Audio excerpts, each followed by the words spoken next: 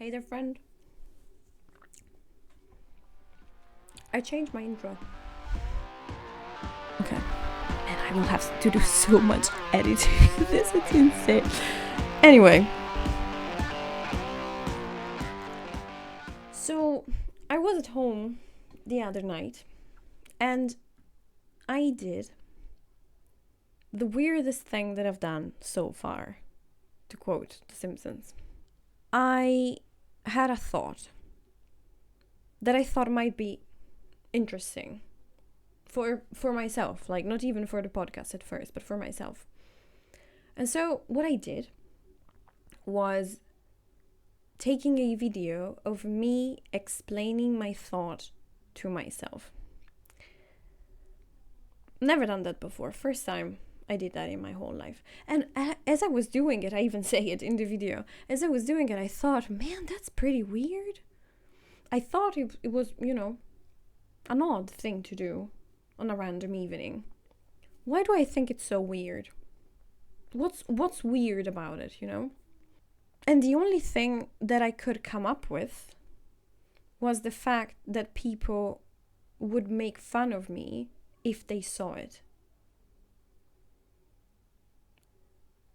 And that made the whole thing, and I'm going to get to the topic of the video in a second, but this made the whole thing much more interesting to me because it was properly, a trigger that other people might think that what I do is odd or funny, or anyway that I'm, uncommon, and that I can be ridiculed.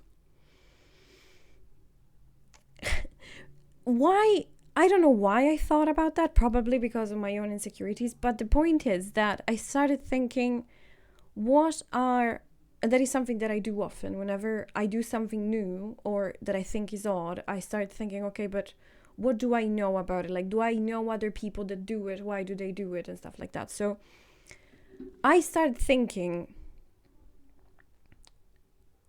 is this kind of behavior depicted in media, and how is it received? And I thought about two different examples. Example Exhibit A, Ross from Friends. He sends himself a message through the phone, like he calls himself and he leaves, a message for himself. And some of the other characters, they happen to be at his house, and so they listen to the message. That is ridiculed within the show. So that's Exhibit A. Exhibit B, Nick Miller, New Girl. He makes a video for himself, for the version of himself that lives in the future, to tell him why he shouldn't get back with Carolou, if you're familiar with the show. And that is not as ridiculed, but because, come on, everyone in New Girl is kind of quirky. So, that's the premise of the show. Sorry for the intermission. I just wanted to say that I recorded this episode before the 14th of December, and it's just a coincidence that I started talking about New Girl, and, Rob Reiner was, part of it. He was playing the part of Jess's dad. And as he and his wife, Michelle, died on the 14th of December, they were murdered, it just didn't feel right to me to upload the episode without at least a knowledge what happened. And I know many people die every day, and I know we should take a moment to think about them all. But this specific death was it felt very personal to me because, well, for one thing, Rob Reiner was an amazing artist, and it shaped the way I look at cinema, and he was partially the reason why I decided to study cinema.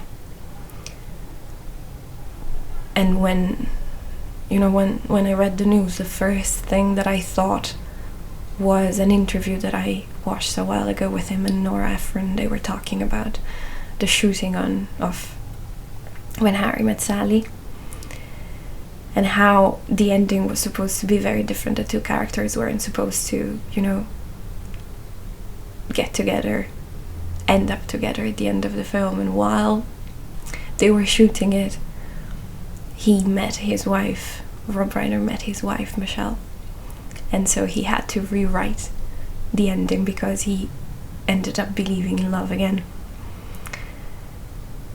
And, well, that gave us, that amazing monologue by Meg Ryan and Billy Crystal. And a scene that dramatically raised my standard for, romantic relationships. I just wanted to say that he looked like a very decent man. And two people who love each other that much, they really can't do much wrong, can they?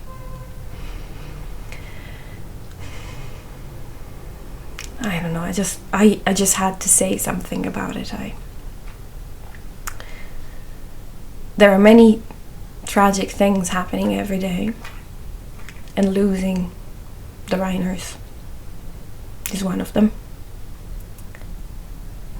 The world will never be the same after this happened, and I can't make sense of it.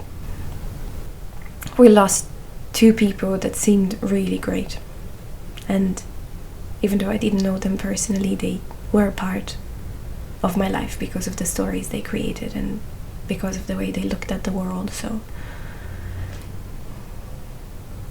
I will miss them. Okay. I found these two examples of people who do something similar and how it is received. And so it's mostly received as something funny, or anyway, quirky. So maybe that shaped the fact that if someone would watch the video that I made for myself, they would make fun of me. And that, of course, opens, a whole other topic about why am I afraid of people making fun of me? Why did I choose this line of work if I'm afraid of people making fun of me? Because, the channel is minuscule. It's tiny. It has, I think today, it had, the last time I checked, 38 subscribers. And I only get, I think the most views I got for a video were about 235, which was really great, but still, tiny YouTube wise. And still, I am still afraid of what people might think of me, even though, I kind of accepted the fact that I'm odd. I am a little bit odd. I think, first of all, I think everyone is a little bit odd when looked up close, Second of all, if being odd is something that makes me uncomfortable, it's better that I, for the sake of my own life, it's better that I accept it rather than fight it, because, that takes away some freedom of movement. The content of the video was me asking myself if I actually ever tried to be good at something. And I don't know, just let me know, write down in the comments, marketing. I only have 2 people who reply to my videos, to comment under my videos every time, and you know who you are. So that's for you, you have to reply to this. Have you ever tried to be good at something? The evening when I thought about this, I was talking to my friend who's probably having this video in the background while he does something else. Which is perfect, by the way. And I asked him this, I said, I just had this thought. Have you ever tried to be good at something? And his reply was uncannily similar to my own reply, which is, yeah, I've tried to be good at my job. Interesting point. Because, I mean, for him, it makes more sense because he's doing something that he enjoys doing. But for me, I thought about it and I tried to be good. I actually tried to be good at one thing. University. I tried my hardest to be good at university. And I was working full time while I was doing it. So it made me proud that I managed to do well in school. I wasn't, first of my class, but I was I was doing okay. Like, I was proud of how I was doing, and I was enjoying what I was doing. But mostly the reason why I did it, first of all, was to prove that I was, capable and serious, I think. But second of all, which, I guess that was important to me back then, I don't know. But second of all, I did it because I thought when I was doing it that it was going to bring me into an environment where my career would have thrived, aka the academic environment. And then while I was, doing my PhD, like was year 1 of my PhD, I figured that I do not want to be working in academia, or anyway, not only in academia.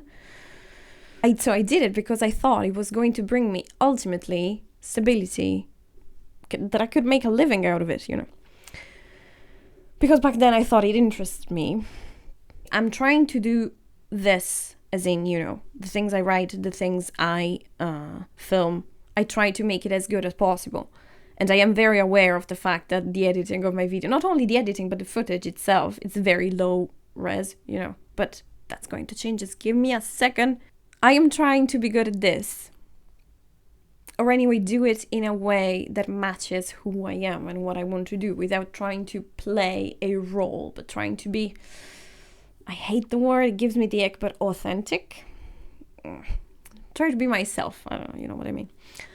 But I'm also trying, and I just started to do it with acting. So, hold on. I didn't wake up one day and thought, I am going to be a superstar. Like the Vine. I'm gonna be famous, with the child. Anyway, I didn't wake up one day and decided that I wanted to become a famous fucking superstar, Didn't do that. I started acting at the age of 5, I think. I have to open a parenthesis here. So, if you're still here, thank you. That's awesome. Anyway. Parenthesis on my life. I come from a family of artists, or anyway, people who are involved and deeply devoted to the arts. Like, we're not famous or anything, but we're, committed. My grandmother wrote, acted, and danced her whole life. She never did it professionally because, she's from the 30s. So she worked with her husband. They had a bar and she raised 3 kids. The point is that she did those things her whole life, not because, it brought her money or anything, but because she loved it and she was awesome at it. She was amazing. But the thing is that I had the great luck of spending a lot of time with her. And acting was one of the things that she showed me and actually involved me in it, because she had it was a really small acting company in my hometown, so here. And they did plays. It was all in dialect. It was awesome. It was amateur, but it was so cool. And she involved me in it, and I've been acting in it from the age of 5 until, my teenager years, sadly. Very sadly. I don't know why we stopped. I think because she kind of stopped doing it at a certain point. So I stopped too. I stopped with her. But anyway, so my grandmother was, and kind of is still like that. She has dementia, and one of the only things she remembers, aside from the fact that we all love each other very much, is that she loved acting, and she loved writing, and she loved dancing. She just remembers it. It's insane. Half of the time she doesn't know who the people around her are, but she remembers that. Imagine the weight of that in your life. When you're literally, your brain stops working, slowly turning into battery saver mode, and you still remember the things that you loved doing. Whew. I love that. It's sad and beautiful at the same time. So it's not like I was brought up in, a strict environment, or an environment where choosing a career in the arts is considered to be a very, very risky move. For sure, it was considered to be that kind of move, but it wasn't anything weird, It was something that we all shared, that we all understood. And I'm so blessed that I was, that I was born in this kind of family. I think about it. The more I grow up, the more I think about it. Because for me, it was normal. Because I didn't have any other frame of reference. And then, growing up, I figured there are so many people who did not grow up in such an environment.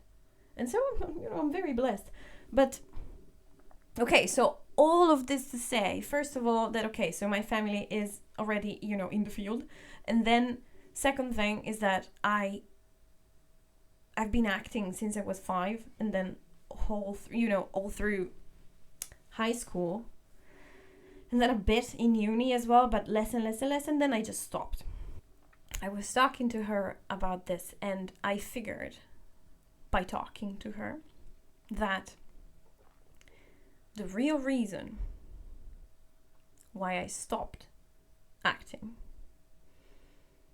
wasn't that I didn't enjoy it anymore. Wasn't that I didn't care about it anymore, but was that I felt too ugly for it.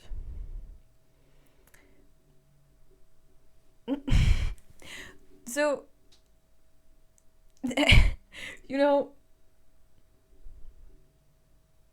I'm no model, nor I try to be, but aesthetics wise, I'm very normal. Like I don't know. Many times I have to introduce myself twice because people don't remember me. I think I don't have a neutral face, but I have a neutral appearance, perhaps. So I don't have anything very distinctive about me, which puts me in a very powerful position, because then I can, first of all, accept that, and second of all, find things that I like about myself and then enhance those, because the initial palette is pretty neutral. I have a very distinct nose. Big problem with that, growing up. Also because it grew kind of like all of a sudden. I used to have a button nose. Fuck. But okay, so my nose would be the first thing that comes to mind. But at the end of the day, it's just a fucking nose. And also, Barbara Streisand. Not gonna elaborate on that, but Barbara Streisand, Go check it out. Her and her nose in the film industry. Anyway, first of all, I'm very neutral. Second of all, who gives a fuck? Why? Why did I think that was important? Let's for a moment apply a reduction to absurdity to this. So let's say I'm the ugliest person on the planet. then what? Then I'm the ugliest person on the planet. Beauty standards, they're constantly changing, and not everyone has the same opinion, nor perception, nor personal preference. Hence the name, personal preference. So there's no way that you're going to be liked by everyone, just even aesthetically, you know? But that's not you, that's everyone. I think there's very few people that are, you know, considered objectively attractive, and even then we don't know because we didn't ask everyone. We're too many, like, and they also, you know, who cares? Even if you consider yourself to be the ugliest person on the planet, that doesn't make your desires less valuable. So, thinking that I might be considered ugly shouldn't make the fact that I want to act less important. Appearance shouldn't have any kind of impact on the things that you want. You know, from career to love to anything else. Because whether you like yourself or not, you are alive right now, and that's, you know, the body you were given and the mind you were given. You have to, you know, make friends with it. I mean, you have to. You don't have to, but you could try. I know I am trying, so you could try. It's nice. I recommend it. Not hating yourself. And that's the thing. Most of the time, the reasons why we don't like ourselves, of course, I don't want to generalize, but the reasons we don't like ourselves is, you know, insecurities. What might others think of us? How are we perceived from others? And that's very tricky. It's very tricky because, you know, it's lovely to feel beautiful, but even if you don't, it is still important that you get as close as possible to the things that you desire. Plus, who said that I need to be a good-looking actor? There's many actors who I don't consider good-looking that are acting. So fuck it. I don't want to be a pretty actor. I just want to be an actor, regardless of my looks. You know? Anyway, back to the main point. Have you ever tried to be good at the thing that you're terrified of doing, the thing that you know you want to do but are not doing? Very likely, you know, because I know it myself. It took me ages to even start doing this, and even after I started, I stopped immediately afterwards, and not because I wanted it less, but just because, you know, life, this piece of air, it does things, and you are affected by it. It's just, you know, I guess that's normal. But okay, so that thing that you are terrified of doing, are you trying to do it? Are you trying to do it in a way that fairly represents you? I decided that I wanted to make tapes to send to auditions because that's, you know, what you should do at the beginning of your acting. I don't know, practice in our day and age. And so I was picking some monologues, and then I tried some monologues, and then I did something that I've never done before, which was recording myself while I was trying the monologues, because eventually I would have had to record myself because I had to send this somewhere. And I found myself struggling. I was just struggling because, first of all, I've never done it. Like, I've done podcast stuff, even if I don't show my face very often, but you mean, looking at the quality of this video, you might understand why. But aside from that, I properly found myself struggling acting. Like, I didn't like the way it was turning out. And that, of course, made me feel very disheartened because it's something that matters to me a lot. And I finally accepted that it matters to me a lot. And so I would like to do it well, you know? And then I figured that I hadn't been acting in front of a camera for fucking ages. I was doing, you know, university projects and stuff like that. And I worked, like, the closest that I got to acting in front of a camera was when I was working as an extra for an Italian production of a TV series. I think I had one line. That's all I did. But, stage acting I did. But there are no cameras there. And with the camera, it's a very different experience because there's only you, which makes it uncanny. And, in my case, there's only me, of course. And also, you get to watch yourself while you're recording and afterwards, and then if you are like me, you have to edit, you need to edit it as well, and so you basically, there's a fuckload of looking at your face, and if you're feeling a little bit insecure, that's not a great place to be. So I found myself very disheartened, and then I thought, okay, but you literally started doing this today. Like, it's been such a long time since you acted. Can we just take the fact that you're a bit rusty as obvious and not something that should, prevent me from following my dreams and, starting to act again, start acting again? What? Because there's also, I think this, it stems from perfectionism. Like, if you're not immediately good at something, then you just drop it. And then you just, you don't do it. You don't pursue it because you're not immediately good at it. And I know I can definitely be like that. There's this quote that says something, I don't remember it exactly, but it says something like, if you desperately want to be a ballerina, but you spend 50 years farming pigs, then at the end of your days, you're going to be someone who farmed pigs and not a ballerina. Which, of course, it's, an exaggeration. That means that if you don't devote some time to doing the things you love, then you're not going to do them. Right?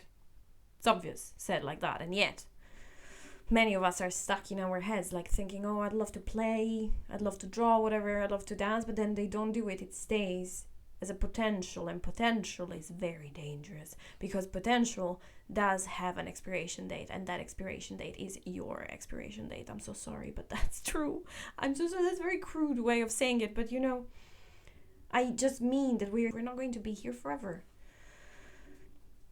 You have to make the most out of your life, whatever that might mean to you. And for some people, maybe fantasizing about your talent is actually better than doing it because they are more comfortable staying in that position of just thinking what I could have been if I would have tried. It's like Lady Catherine from Pride and Prejudice when she talks about her, playing the piano. Hold on. It says, like, if I had ever learned, I would have been a great proficient, she says. Like, come on, it's fucking genius. Anyway, that's the same thing. Maybe some people are comfortable in their imagination thinking about what they could have been. But for other people, that can actually be a struggle, like a source of dissatisfaction. If there's something calling you, it's likely that you're calling back. So, how much time are you devoting? Because it is a matter of devotion. How much time are you devoting to the things that your heart desires? How much time are you actually spending trying to get better at the things that you love doing? If you, like me, want to integrate the things that you love doing into your career, even if you in the end don't manage to do that, worst case scenario, you just don't manage to, worst case scenario in this context, you don't manage to do that. If you practice consistently, you're going to be better than when you started, regardless of the outcome, and the outcome truly shouldn't be that important or urgent. There you go, because of course it's important, the outcome. You want your, desires to be real, But the outcome shouldn't be that urgent. Like, we shouldn't sprint the journey while thinking, oh my God, we should just enjoy the journey. And that, I know it's a bit of an obvious thing, but are you enjoying the journey? Because if it's obvious, you should be doing it. Are you doing it? Sometimes. Me too. The thing is that sometimes I just don't say these things because I think they are like properly obvious. But again, I don't think that they are properly obvious. I think people will think that it's obvious and that my content is obvious and the things that I say are fucking useless. But if I don't say them, I'll never know. So, this is my attempt at trying not to be a pig farmer. I don't want to be a pig farmer. Apply this way of saying, this quote, to your own life. Fast forward to when it's your time to go. The end of your days. Final chapter of your life. What do you want? This is not the question you're expecting me to ask you, I think. What do you want to be thinking about? I know you thought I was going to ask you, what do you want to be remembered by? But fuck that, because again, that's external validation. That's not what we're talking about here. Come on, focus. What do you want to be thinking about? What do you want to remember? Do you want to remember you imagining to be a great writer? Do you want to think about all the time that you spent in that office that you hated? Do you? Maybe you do. But just in case you don't, Just in case you don't. And I don't know, well, you answer to the question in your own time. But I figured, if we're talking about myself, that what I want to remember is my loved ones, first thing, but also how awesome it was to believe in myself and pursue the things that I wanted to pursue, regardless of what they are. Some people are perfectly happy working at an office. Maybe they want to pursue something else. Maybe they want to pursue better health, I don't know, better skills at something, or simply improving something else about their lives. Maybe their relationship, or maybe how much they traveled, or I don't know, some specific hobby, or their cooking skills. Like, it doesn't have to be big things. I am just saying, whatever your heart is calling you to do,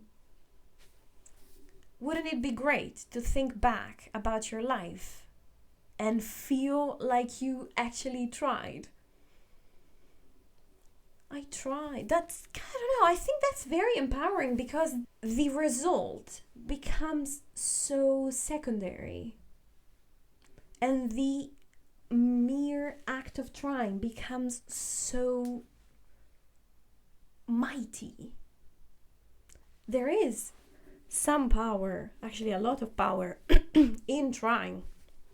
If we didn't try, we wouldn't be here. Not as us as individuals, and not as us as species either. Trying to get closer and closer to your dreams, whatever they might be, or trying to integrate all the things that you want into your life, should be, I think, the approach. I think it's an approach that is working for me right now. So I don't know if it's going to be the same for you. But when was the last time you did something because your heart called you to do it? Like, when did you try? Like, actually, did you try to get good at the things you love doing, and how much?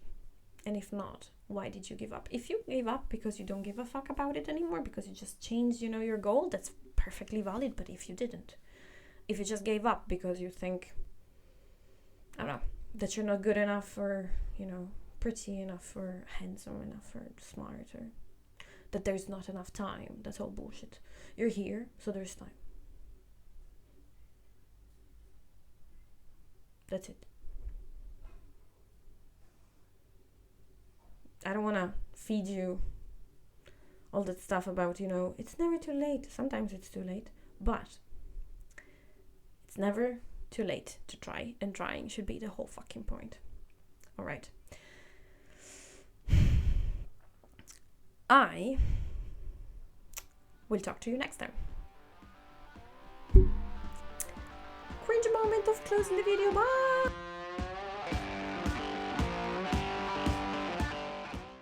These episodes are the podcast version of my Substack articles.